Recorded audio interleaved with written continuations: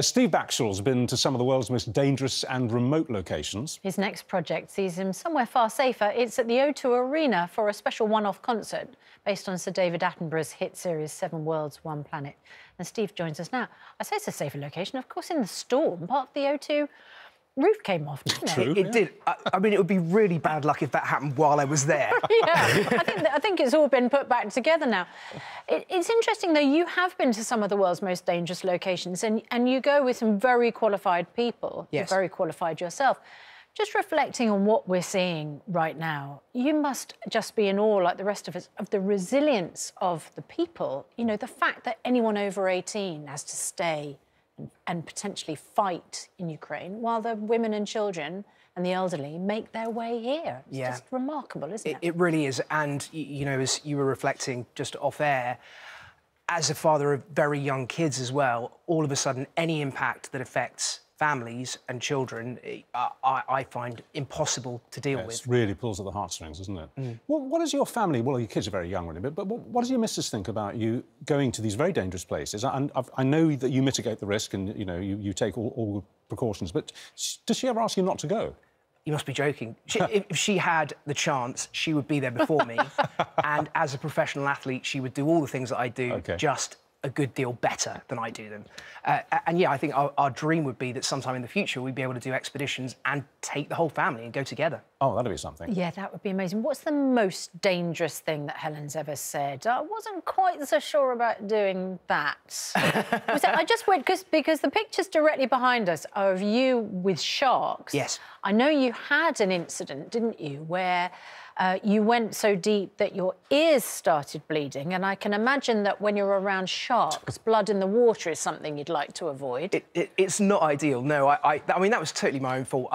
We were at night and a whale shark just cropped up at the back of the boat, and I had a stinking cold, but I went, I've got to do it. I dived in, free dive down to, I don't know, about 20 metres, and both my eardrums perforated. And you bled? And I got out of the water with blood pouring out my ears. Are whale sharks particularly dangerous? Not at all, not at all. And the blood wouldn't have been a trigger for them either, but it was just one of those moments where you go, oh, honestly, do you never learn? I mean, even at my age. And you're going to be, I mean, that will be one of the incidents, presumably, you talk about, because you've got a stage show, haven't you? Ocean, right, yes. Which is going live soon. Yes, so I'm going to have about 6 weeks on the road. I'm starting with this show at the O2, 7 Worlds, 1 Planet. How does that work? Which is it's in conjunction with Sir David Attenborough, but what do you mean? Do you play footage from his documentaries? Yes, exactly that. So it's from the Attenborough series. There'll be a giant screen with incredible natural history footage, and then a live 80-piece orchestra playing the score.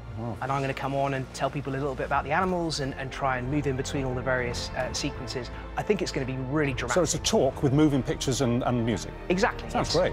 And then following that, I'm going on the road for another 6 weeks with my own ocean tour, which is going all over the country, talking about marine themes, about marine conservation, bringing to life the biggest animals ever known to have lived on our planet with full-on life-size replicas, live science experiments on stage. It's going to be a blast.